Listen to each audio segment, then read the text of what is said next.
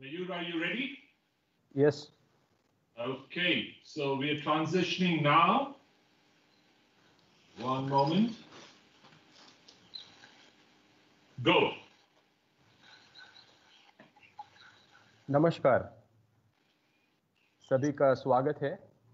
Initiatives of change India परिवर्तन की पहल भारत संस्था के द्वारा चलाए जा रहे फ्यूचर वी वांट इस वेब सीरीज में आज इस दौर में जबकि एक भय सा वातावरण है कोविड की बीमारी की वजह से भी और कई अन्य चीज़ों की वजह से, जब हम एक संभ्रम अवस्था में हैं और कई लोग लॉकडाउन में हैं, तब हमारे द्वारा ये सीरीज चलाई जा रही है जहां हर हफ्ते एक प्रतिभाशाली व्यक्ति हमारे साथ आके अपने विचारों को बांटती है। आप फेसबुक से जुड़े हैं और यूट्यूब के माध्यम से भी जुड़े हैं। अगर आप अपने चैट मैसेज में देख सकते हो तो आपको दोनों की लिंक्स मिलेंगे। आपको अगर कई तकनीकी दिक्कत अगर आ रही हो तो आप दोनों में से किसी भी एक का चुनाव करके वहां से जुड़ सकते हैं और आज के इस वार्तालाप में सहभागी हो सकते हैं। आज हम कुल 45 मिनट तक के लिए ये सत्र को चलाएंगे। मेरा नाम मयूर शाह है और जिनको आज मैं आमंत्रित करने जा रहा हूँ इनका नाम है श्री सुरेश खत्री। आप में से कई लोग इनको जानते भी हैं और आप पहचानते हैं, इनसे मिले भी हैं, पर कई लोग होंगे जिन्होंने इन्हें देखा नहीं होगा पहले कभी या सुना नहीं होगा। उनके लिए मैं कहना चाहूँगा कि श्री सुरेश खत्री जो है ये फीजी से आते हैं। फीजी एक छोटा सा देश है प्रशांत महासागर में, ऑस्ट्रेलिया और न्यूजीलैंड के परे। और वहाँ ये जब युवा थे 1966 में ऑकलैंड यूनिवर्सिटी में ये पढ़ाई कर रहे थे न्यूजीलैंड में, तो इनकी मुलाकात मॉरल रीआर्मामेंट या जिसे आज हम इनिशिएटिव्स ऑफ चेंज के नाम से जानते हैं, इनके विचारों से हुई। और एक चुनौती जो कि खुद को बदलने से दुनिया में परिवर्तन लाने की, इसको देखते इन्होंने इस विचारधारा के साथ जुड़ने का निर्णय लिया। और तब से लेके अब तक ये 50 साल से भी ऊपर इन्होंने अपनी पूरी जो आयु है ये एक फुल टाइम पूर्ण समय स्वयंसेवक बन के इन विचारों के लिए समर्पित की है। और जब ये पहले जुड़े तो भारत जब आए तो पूर्वी भारत में कोलकाता में ये स्थित थे और वहाँ इन्होंने बहुत कार्य किया और कई ऐसे लोगों से जुड़े और उनके साथ इन्होंने मित्रता और उनकी देखभाल की और अपने रिश्तों को आगे बढ़ाए। और उस समय में मॉरल रीआर्मामेंट ने सॉन्ग ऑफ एशिया एक नाटिका का इन्होंने प्रस्तुत किया था और इस नाटिका को लेके ये पूरे एशिया, यूरोप और कनाडा में इन्होंने जाके प्रसार किया था इन विचारों का। और फिर भारत आके भारत में अब पंचकनी में जो एशिया प्लेटो है, जो moral rearmament initiatives of change का अंतर्राष्ट्रीय केंद्र है, इसके निर्माण कार्य में भी इन्होंने मदद की। कई साल फीजी में भी इन्होंने वापस जाके अपने देश में वहाँ के जो कई जातियों के लोग हैं, भिन्न भिन्न प्रजातियां जाति के मूल के लोग हैं, उनके बीच में जो तनाव था उसको इन्होंने फीजी आई केयर नाम के एक इनिशिएटिव के द्वारा शांतता प्रस्थापित करने का वहाँ भी काम किया। आज कई सालों से ये कई हमारे जैसे युवाओं के लिए प्रेरणादायी एक स्रोत है, गुरुवर्य है और कोच है।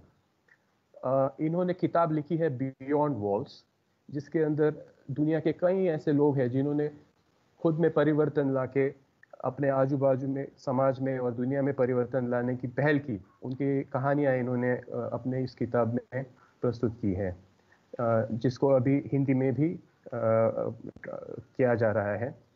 और आज ये अपनी धर्मपत्नी लीना खत्री इनके साथ एशिया प्लेटो में पंचगनी में रहते हैं और पूरे इंडिया, भारत भर में और दुनिया भर में अपने इस कार्य को और अपने विचारों को फैला रहे हैं। सुरेश खत्री जी, प्लीज आज आपका स्वागत है और अपने विचार सभी के साथ बांटें।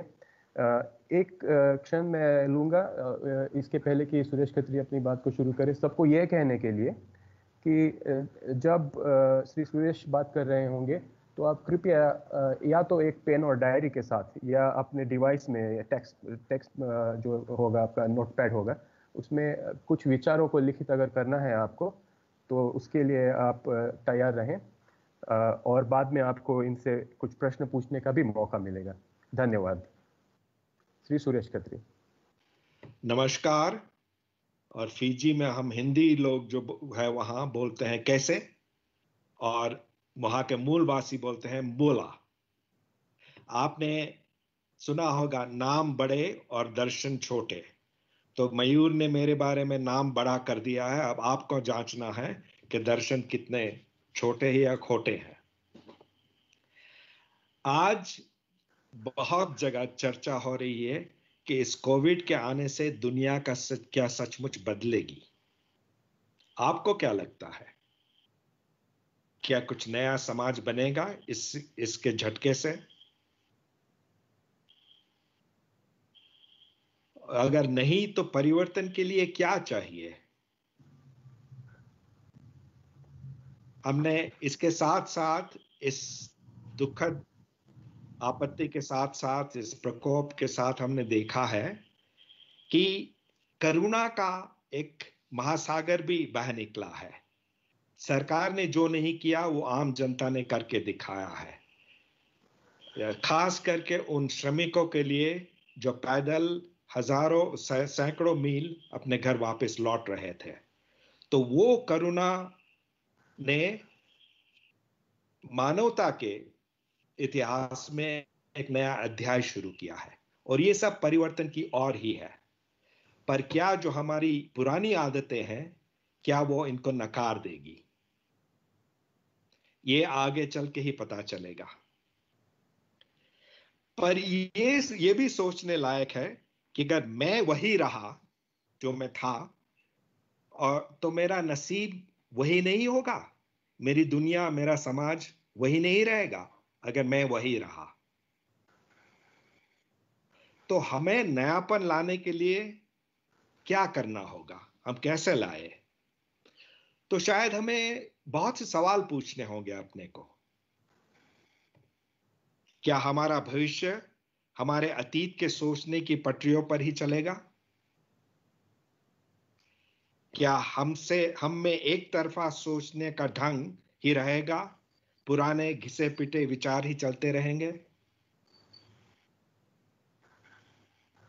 नयापन लाना है तो हमें पहचानना होगा कि हमें कौन सा पुरानापन है जिससे त्यागना होगा।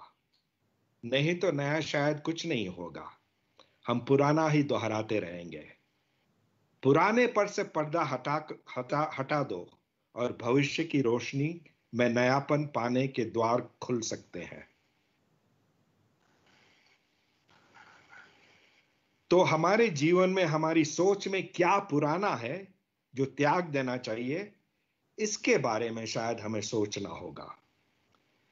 क्या हमें अपनी घृणा, लालच, बेईमानी, जात पात, धर्मभेद की सोच को मिटाना होगा?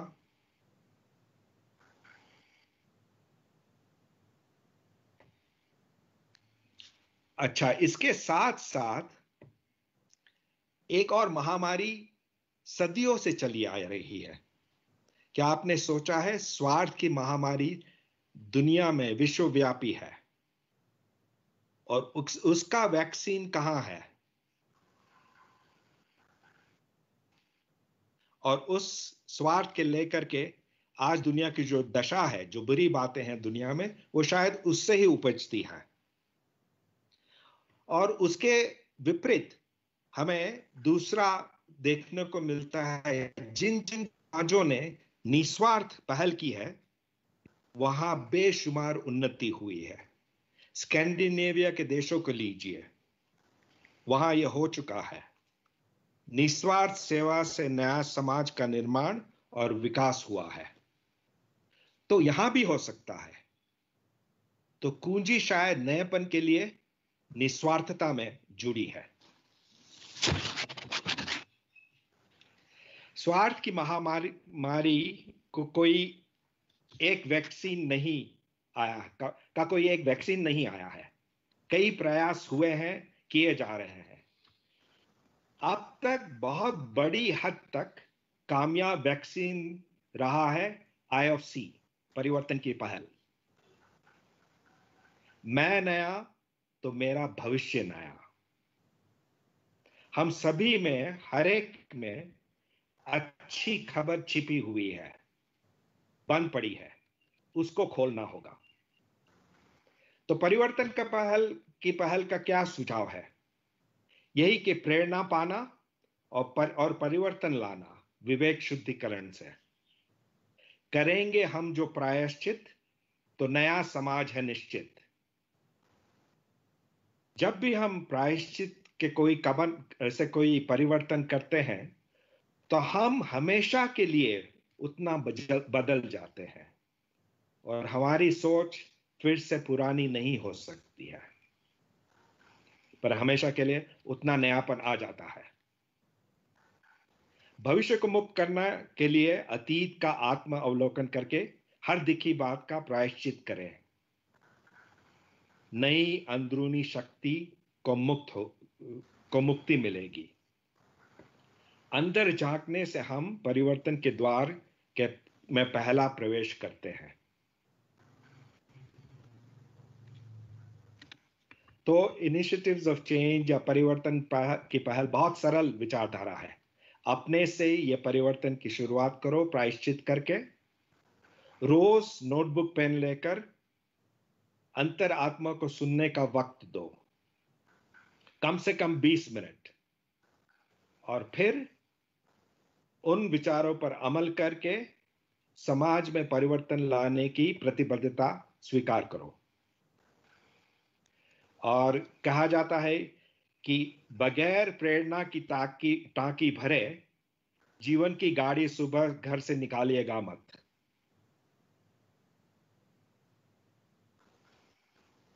तो इनिशिएटिव ऑफ चेंज हमें आत्म केंद्रित न होने के बजाय आत्मा केंद्रित बनाता है। और इसको अमल में लाने के लिए जब मैंने 54 साल पहले इसका प्रयोग किया, तो मैंने मेरे जीवन में अनेक बातों पर नयापन पाया। मैं बहुत बेईमान था, झूठ बोलता था। मैंने फिजी में बस कंपनी को पैसे लौटाए जो मैंने उनको गलत उम्र बता करके आधी टिकट कटवा कर लिए थे। फिर ब्रिटिश काउंसिल की लाइब्रेरी की किताबों के लिए पैसे वापस किए जो मैंने चोरी किए थे किताबें। मैंने गंदी किताबें, गंदी फोटोज जला दिए और मेरे जीवन की हर एक शर्मिंदा बात को लोगों को बताया। उससे मुझे मुक्ति मिली, मेरे सोचने के नए द्वार खुले, मुझ में बेईमानी कम हुई और ईमानदारी के भी नए द्वार खुले। फिर मैंने एक दोस्त से दुश्मनी कर रखी थी और मेरी जिद ये थी कि कसूर उसी का है। लेकिन जब अंदर झांका, अंतरात्मा से पूछा, विवेक ने बताया कि मुझे वो गलती स्वीकार करनी होगी कि ये झगड़ा शुरू तो मैंने ही किया था, आगे चल के उसने बढ़ाया था, लेकिन कसूर मेरा ही था। तो वो मैंने कबूल किया और उससे माफी मांगी। हमारी दोस्ती फिर से बन गई। फिर एक मित्र था जो मेरे से ज्यादा बोलने में होशियार था और किसी भी पार्टी में सभी की नजरें, सभी की क्या ध्यान उस पर जाता था क्योंकि वो चुटकुले बहुत ही मजेदार बताता था और मैं एक कोने में चुप बैठा रहता था, जलन करता रहता था कि ये सब बातें मैं जानता हूं, सिर्फ ये क्यों बोल रहा है। तो मैंने जब अंदर झांका गौर से, तो मैंने पहचाना कि ये तो जलन है। तो विचार आया कि उससे क्षमा मांगू। तो मैंने एक रोज उससे ये सब कुछ कह करके माफी मांगी। तो उस रोज मैंने कुछ नया देखा। उसने मुझे 6 साल की दोस्ती में जो नहीं बताया था, वो उसने अपने परिवार के बारे में कुछ बातें बताई जो मुश्किलें थी। तो मैंने कुछ नई बात देखी। फिर हम फिजी में जो भारतीय लोग हैं, कई लोग उनमें से, हम में से जो मूलवासी है फिजियन लोग, उनको थोड़ा नीचे देखते हैं और अपने को बेहतर मानते हैं कि हमारी संस्कृति उनसे बेहतर है। तो ये जब मैंने अंदर झांका तो मैंने ये सत्य पाया कि न तो दुनिया में कोई एक व्यक्ति या कोई एक समाज किसी दूसरे से छोटा या बड़ा है। हर किसी की विशेषताएं होती है। तो मैंने उनके लीडरों से क्षमा मांगी और मेरे दिल में एक बिल्कुल ही नई बात जागी। सभी समुदायों के लिए, सभी व्यक्तियों के लिए एक नया सम्मान जागा जो पहले नहीं था। और आगे चल के इसके कारण जब हमारे देश में कुछ 20 साल पहले, 30 साल पहले सत्ता पलटाव हुआ, सेना ने सत्ता पलटाव किया था, तो उनमें से एक नेता को, रातुमेली वेसिकुला को, हम इन विचारों से जीवन में परिवर्तन में लाने में मदद कर सके। और उनके बदलने से फिजी में एक तरह से सही हंगामा मच गया और उन्होंने हमारे नए संविधान बनाने के लिए भी मदद की थी। उनको उस कमेटी में चुना गया था। तो आपका आज का कदम कल जाके क्या गुल खिलाएगा ये किसी को मालूम नहीं है। तो आज आप कदम लेने के लिए तैयार हो तो आपके लिए नए दरवाजे खुल सकते हैं। तो इस तरह परिवर्तन की पहल आपको एक नई भेंट देने को हमेशा तैयार है। एक अमूल्य भेंट, अंतरात्मा के साथ जोरदार संपर्क साधने का दान। रोज उसे कम से कम 20 मिनट से 1 घंटा सुबह दीजिए। हमें मनन करना होगा कि हमारी क्षमताएं क्या क्या है और इस तरह उसे मुक्त करना होगा। हम दूसरों की परवाह करना शुरू करेंगे तो तुरंत हमारी सोच नई और बहुतरफा हो जाएगी।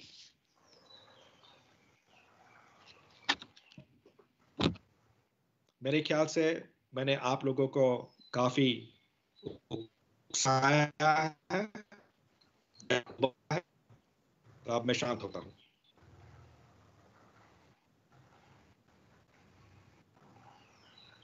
धन्यवाद अपने विचारों को हम सबके साथ बांटने के लिए। हम देख सकते हैं कई सारे लोग हमारे साथ जुड़े हुए हैं और आपकी बातों को उन्होंने सुना है। कुछ लोग अपनी आपके लिए नमस्ते भेज रहे हैं, अपने शुभ विचार भी भेज रहे हैं। सभी से मैं एक निवेदन करूंगा कि हम सब लोग कुछ समय के लिए अब शांत रहेंगे। 2 मिनट के लिए आप शांत रह सकते हैं और अपने सवालों को आप चैट के माध्यम से, जहाँ भी आप यूट्यूब हो या फेसबुक पे हो, चैट के माध्यम से आप श्री सूर्य जी के लिए कुछ सवाल अगर आपके मन में है अपने लिए, दुनिया के लिए, तो आप बिल्कुल पूछ सकते हैं। तो अब हम शांत रहेंगे 2 मिनट के लिए। धन्यवाद। हाँ जी। शांत समय में मैंने कुछ प्रश्न तैयार किए हैं, मैं बता सकता हूँ? जरूर जरूर पूछिए, जरूर पूछिए। बहुत से प्रश्न हैं लेकिन शायद आपको एकाध जंच जाए, तो आप अपने आप को ऐसे ही 2 मिनट नहीं, आगे चल के आप ज्यादा समय लेकर ऐसे सवाल पूछ सकते हैं। तो पहला सवाल, क्या मेरा जीवन प्रेरणादायक है?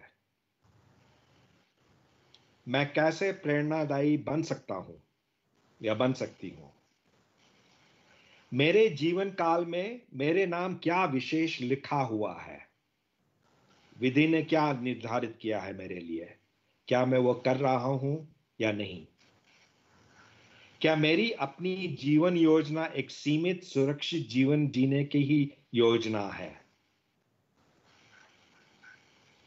क्या मेरा जीवन अटका हुआ सा है, कोई विशेष नया नहीं हो रहा है? क्या मेरी नौकरी है या समाज नवीनीकरण का साधन है? हमारे मन में या दिल के घर में कितने लोग रहते हैं? क्या उसकी संख्या हमें बढ़ानी चाहिए?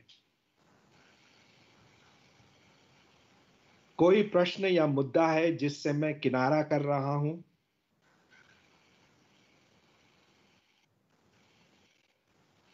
वो बाहरी बाहरी आवाजें कौन कौन सी है जो अंदर की आत्मा की आवाज को दबा रही है? मैं सच का साथी हूं या झूठ का आदी हूं?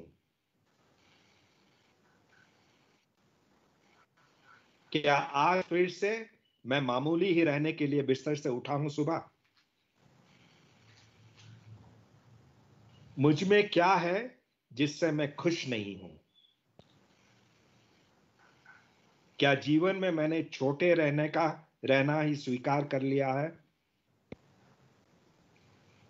मेरे जीवन में, और ये सबसे महत्वपूर्ण सवाल होंगे, मेरे जीवन में मुझे किस बात से मुक्त होना है? कोई आदत, हवस या काम वासना से मुक्ति, नफरत, बेईमानी, या किन बातों से मुझे प्रायश्चित करके मुक्त होना है? ये रहे मेरे सवाल। धन्यवाद फिर से इन सवालों के लिए और विचारों के लिए भी। बहुत ही प्रेरणादायी और चुनौतीपूर्ण ये सवाल है। तो मैं कहूँगा कि हमारे जो प्रेक्षक है अब कुछ समय के लिए शांत रहें, इन पे विचार करें और कुछ अपने भी सवाल हो या विचार हो इन प्रश्नों के ऊपर, तो इसको बयां करने का मौका हमें ज़रूर मिलेगा कुछ समय एक अंतराल के बाद। धन्यवाद।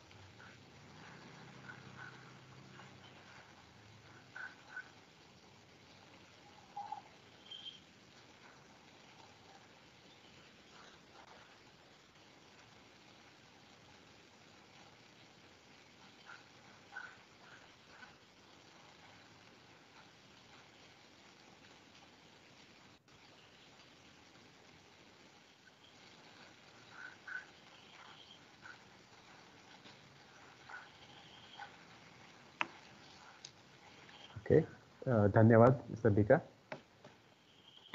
सुरेश जी, कई सारे लोग सवाल पूछ रहे हैं और कई लोगों की प्रतिक्रियाएं भी आई हैं।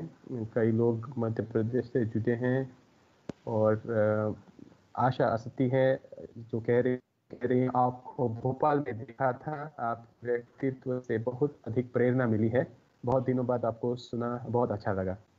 और आपने जो विचार कहे उनके ऊपर भी कुछ प्रतिक्रियाएं आई है जो कह रहे हैं कि आत्मा केंद्रित से आत्मा केंद्रित का आपका विचार बीरेन बूटा को बहुत अच्छा लगा, प्रशंसा कर रहे हैं। एक सवाल को हम लेते हैं और आप जो देख रहे हैं प्लीज़ अपने सवाल आने दीजिए। पहला सवाल है श्री रवि कौशिक पूछ रहे हैं कि नैतिक मूल्य और दूसरे लोग जो आप ही के समान मूल्यों को नहीं रखते हैं, नहीं रख पाते हैं, तो आप उनके साथ काम करते समय किस तरह से इन दो चीजों को आप तोल सकते हैं, बैलेंस कर सकते हैं? जरा फिर से समझाइए। नैतिक मूल्य और किसी और के आप ही के तरह ना हो, तो इनके साथ जब आप काम करते हैं तो आप कैसे बनाएं, ऐसे लोगों के साथ बैलेंस को कैसे रखें?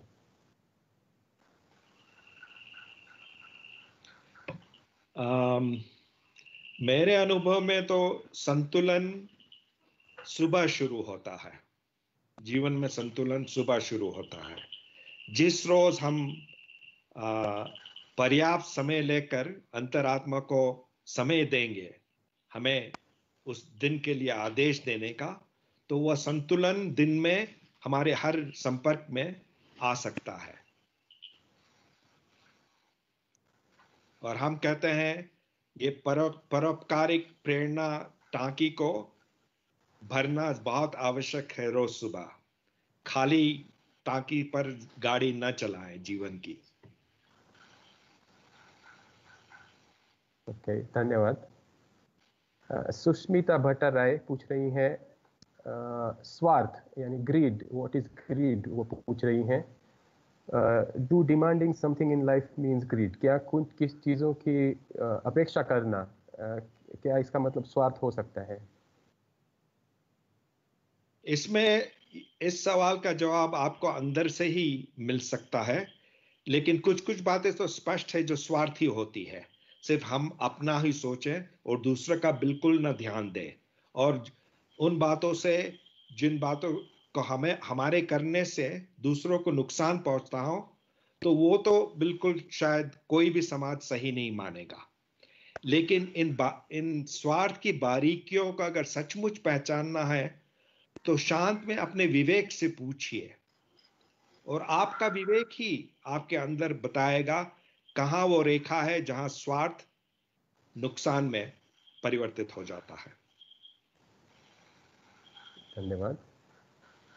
लाखन लाल असाती ये कह रहे हैं आपको देखने मात्र से ही मेरा आत्मविश्वास बढ़ जाता है। शुक्रिया लाखन जी आपके इन शब्दों के लिए। केशव दहाल नेपाल से कह रहे हैं, ये शुक्रिया अदा कर रहे हैं, आपने विचार सबके साथ बांटे इसके लिए। और सवाल उनका है, आज की पीढ़ी में, युवा पीढ़ी में वो कौन सी चीज़ें है जिनकी कमी आपको नज़र आती हो, और क्या कर सकते हैं हम उसमें बदलाव लाने के लिए, एक बेहतर पीढ़ी का निर्माण करने के लिए? तो आप मुझे सभी नौजवानों को दुश्मन बनाने के लिए ये सवाल पूछ रहे हैं।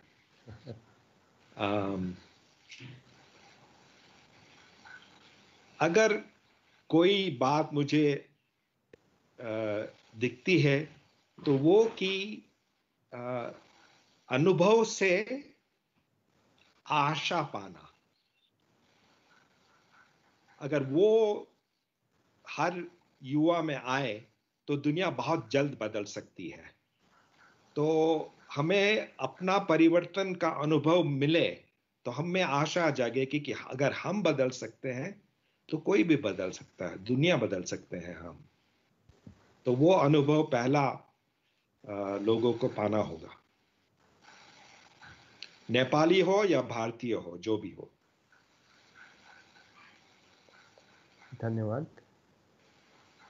मध्य प्रदेश से समीरा जी कह रही हैं, देवास से, आप इनके गुरु हैं और ये खुद को बदल पाए, तो शुक्रिया इसके लिए।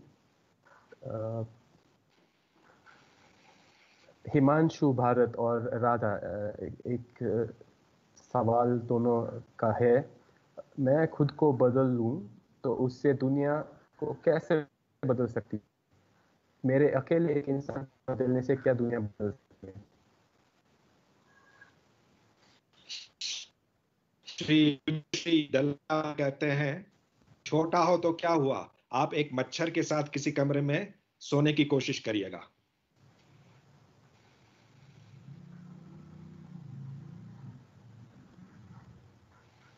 सवाल ये नहीं है कि हम छोटे हैं, लेकिन हमारा संकल्प कितना बड़ा है।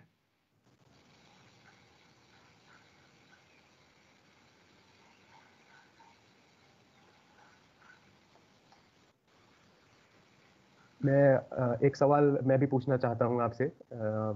आपने अपने पूरी जीवन गाथा को बहुत संक्षिप्त में मैंने बयां किया था शुरुआत में, लेकिन बहुत बार मैं सोचता हूं, पहले भी आपसे पूछ सकता हूं कि कैसे ये हो पाया कि आप एक पूरी जिंदगी सिर्फ जिसे हम कहते हैं कि फेथ, यानी कि एक ईश्वरीय ताकत पे भरोसा रख के, बिना किसी वेतन के, बिना किसी काम के, क्योंकि आज की जो पीढ़ी है, आज का जो समाज है, वहाँ पे मेरी नौकरी हो या मेरा व्यवसाय हो, जो भी हो, इनको सबसे ज़्यादा प्राधान्य इसी को दिया जाता है।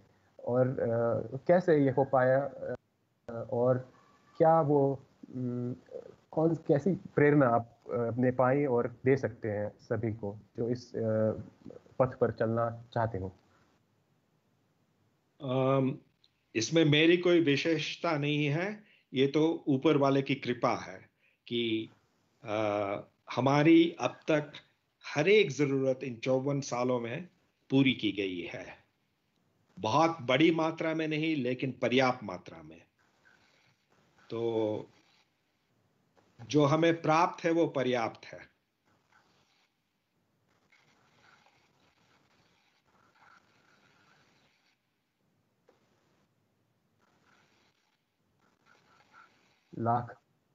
धन्यवाद। लाखन लाल आसाती पूछ रहे हैं, लोकेशना से मुक्ति कैसे मिलती है?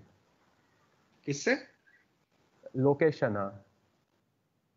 वो मेरी हिंदी के दायरे से बाहर है वो शब्द। थोड़ा सरल भाषा, सड़क भाषा में बताएं। ओके, लाखन जी कृपया अपने सवाल को आप सरल भाषा में बताएं, पूछिए। तब तक एक सवाल अंजलि गांधी पूछ रही है। बहुत ऊंची होती है।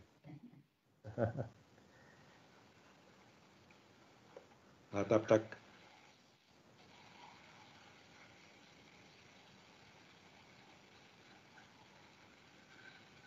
क्या पीस यानी शांति को, शांत भाव को जीवन में अंदर करने में क्या हर रोज ये क्या परेशानी है? और जो संत लोग हैं, क्या इनको हम किसी और तरीके से समझ सकते हैं?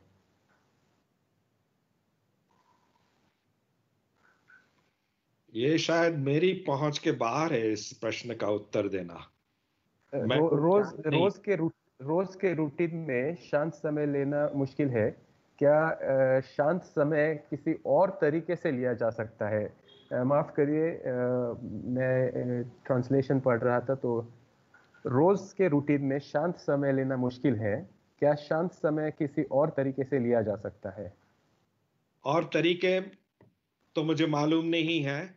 हमने तो जो सीखा है और जो चलता है, हमारे लिए काम करता है, वो है नोटबुक पेन लेकर बैठना और पर्याप्त समय देना। दुनिया भर में, इतिहास भर में ज्ञानियों का भी यह अनुभव है कि सुबह का समय सबसे श्रेष्ठ होता है ये करने के लिए। तो जैसे पूज्य दलाई लामा सुबह 3 बजे उठते हैं और 1-2 घंटे मनन करते हैं, तो आपकी घड़ी का अलार्म कल से अलग समय पर बजना शुरू होना चाहिए शायद। धन्यवाद। सज्जन बगारिया कह रहे हैं, आपको फिर से देखने और सुनने का मौका मिला, इसके लिए वो शुक्रिया अदा मैं बयां कर रहे हैं, और कह रहे हैं कि आपने कई सारी जिंदगियों को छुआ है, बेहतर बनाया है। धन्यवाद।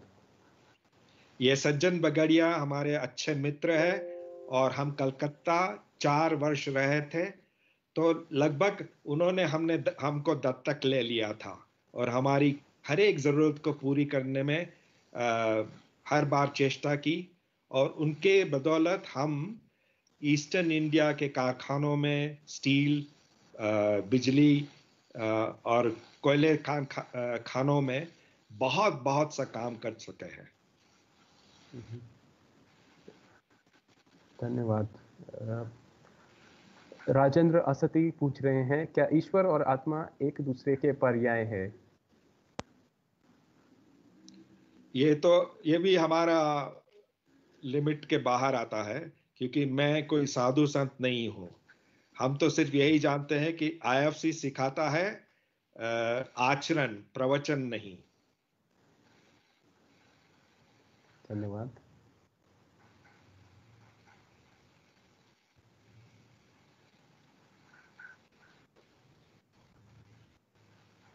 रवि कौशिक एक और सवाल पूछ रहे हैं कि सत्य के मार्ग पर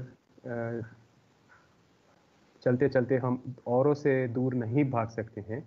मैं दूसरों को बदलने की और अच्छा बेहतर बनाने की कोशिश तो ज़रूर करता हूं, बट बहुत मुश्किल है। तो मैं कैसे कर सकता हूं इसे? यह बहुत अच्छा सवाल है, क्योंकि ये तो प्रयास से ही हम सीखेंगे, और कोई तरीका है ही नहीं। हमारे में संवेदनशीलता बढ़ेगी जब जब हम ज्यादा अंतरात्मा के अनुयायी बनेंगे, और ये करने से ही हम सीखेंगे। कोई बना बनाया नुस्खा नहीं है, पर इसके मूल में दूसरों की निस्वार्थ परवाह होनी चाहिए। वो होगा तो वो खुद ब खुद दूसरे तक पहुंचेगा और उनका दिल खुलेगा, और आप अपनी बात, अपने प्रायश्चित की कहानी बता करके उनके दिल को भी परिवर्तन का अनुभव दिलवा सकते हैं। इन सवालों के बीच में धन्यवाद कहना चाहूँगा। अरुण कुमार जैन कह रहे हैं कि इन्होंने ग्राम परी में जो टिपी टैप है, यानी कि एक हाथ साबुन से हाथ धोने का एक बहुत ही सरल सा एक उपकरण, ये एक उदाहरण है कि इससे आज जैसे महामारी के समय में एक छोटी सी पहल भी किस तरह काम कर सकती है। धन्यवाद आपकी प्रतिक्रिया के लिए। विप्लव महातो जौहार कह रहे हैं और पूछ रहे हैं, आज के समय में पूरी दुनिया में नस्ल भेद, सांप्रदायिक घृणा, रंग भेद से पैदा हुई हिंसा देखने को मिल रही है। इस तरह की मामलों का दुरुपयोग राजनीति और कई धार्मिक संगठनों द्वारा किया जा रहा है। इस परिस्थिति को बदलने के लिए आपका क्या विचार है? आपने बहुत अच्छी तरह से ये सवाल पूछा है और बहुत सोच के निकाला है। धन्यवाद उसके लिए विप्लव जी। इन सब बातों में ये बड़े दिखते हैं, लेकिन प्रेरणा लेकर हमें एक एक करके लोगों को परिवर्तन का अनुभव दिलाना है, और कोई आसान रास्ता है नहीं। और हमें ये कार्य करने वालों की संख्या बढ़ानी है, और साथ मिलकर ऐसे कार्य करने होंगे। दुनिया में बहुत प्रश्न है, लेकिन सौभाग्य से दुनिया में मेरे ख्याल से ज्यादा लोग हैं जो कुछ बदलने का प्रयत्न कर रहे हैं। ये नहीं कि सब धरे धराए बैठे हैं, तो उससे भी हम आशा ले सकते हैं, लेकिन हमें अपना तरीका हृदय परिवर्तन का और तीव्र करना होगा। धन्यवाद। हिमांशु भारत पूछ रहे हैं, ध्यान साधना मेडिटेशन और शांत समय क्वाइट टाइम, इन दोनों में क्या फर्क है? बहुत फर्क है, बिल्कुल अलग चीजें हैं। मनन से, ध्यान से, मेडिटेशन से आप एकाग्रित होते हैं, लेकिन अंतरात्मा की आवाज सुनना, अपने दिल के द्वार को खोलना, नए विचारों को, नए लोगों का प्रवेश करने देना और नई समस्याओं से जूझने के विचार प्राप्त करने के लिए तैयार करना होता है। तो ये दो अलग बात हुई है। तो आप मनन जरूर करिए, क्योंकि उससे कई लोग ऐसा कर रहे हैं कि पहले 15-20 मिनट मनन करते हैं, और फिर अंतरात्मा के लिए अपनी नोटबुक खोल के विचार लिखने का कार्यक्रम शुरू करते हैं। जो लिखेगा वो खिलेगा। धन्यवाद। मयूर मिलान मुंबई से पूछ रहे हैं, बहुत से लोगों को ईश्वर, भगवान, अल्लाह, क्राइस्ट पे यकीन नहीं होता, नहीं करते यकीन। क्या उनमें भी दुनिया बदलने की क्षमता है या बिना ईश्वर के ध्यान के ये नहीं हो सकता? बिल्कुल बदल सकते हैं और कर रहे हैं। दुनिया में बहुत से लोग जो किसी धर्म में आप विश्वास नहीं करते हैं, वो समाज के लिए बहुत कुछ करते हैं और वो उनका जीवन शायद जो धर्म के नाम का लेबल लिए फिरते हैं उनसे भी नैतिक साबित हो सकता है। और ये प्रश्न बहुत ही अच्छा है क्योंकि आगे चल के ईश्वर में आस्था लोगों को कैसे आएगी। आज के लगभग सभी धर्म इसमें विफल हुए हैं। नई पीढ़ी को एक आस्था दिलाने में कि एक कोई महाशक्ति है जिसने दुनिया को बनाई है। तो ये बहुत बड़ा प्रश्न है और इससे हमें सबको जूझना है और हमें पाना है कि हमारी अपनी ईश्वर में कितनी सच्ची आस्था है। धन्यवाद। सलील रॉय पूछ रहे हैं, कोविड की इस त्रासदी में इंसानियत की उल्लेखनीय उदाहरण के साथ ही नैतिक मूल्यों को भी तार तार होते हुए देखा है। क्या आज समाज में भूख और असहायता के साथ मौलिक सिद्धांतों का संतुलन संभव है? अगर हाँ, तो कैसे? ये सवाल उस पलटना चाहिए। नैतिक मूल्यों के बिना क्या कुछ बदलेगा? क्या कुछ सही होगा? मेरे विचार से तो नहीं। जहां तक हम जो कहते हैं वो करेंगे नहीं तो कोई परिवर्तन आने वाला नहीं है।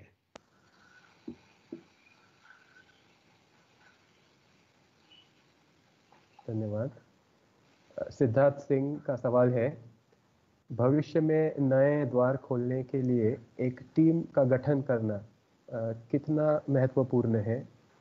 आपका अनुभव इस विषय में क्या रहा है, खास करके ऐसे लोगों के साथ जो आपसे परे हैं, आपसे अलग है?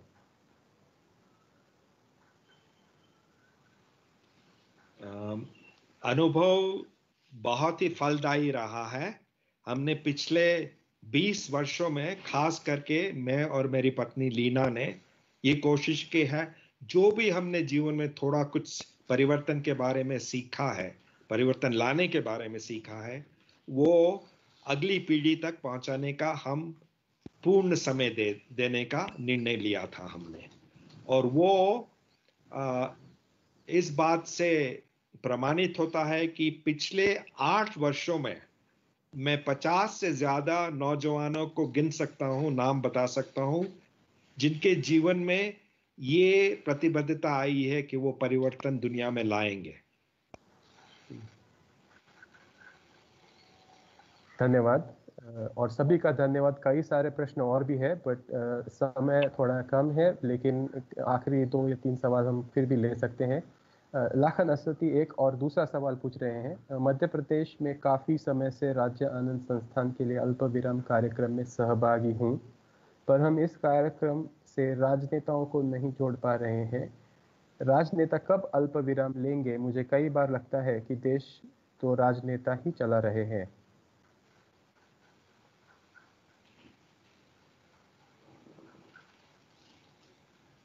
हो गया? हाँ जी। लखनलाल जी का कोटा पूरा हो गया है प्रश्नों का। खैर, इस मामले में परिवर्तन की पहल या इनिशिएटिव्स ऑफ चेंज अब तक कमजोर रहा है और शायद मध्य प्रदेश से ही कुछ नया जमीनी स्तर पर जब तैयार होगा वो सबूत राजनेताओं तक पहुंचेगा। और ये हो भी चुका है। आपके शिवराज सिंह चौहान भी आपसे मिल चुके हैं और आपकी के अनुभवों को सुन चुके हैं। तो इस तरह कोशिश करके हमें एक एक करके राजनेताओं को भी पहुंचना होगा इन अनुभवों को लेकर के।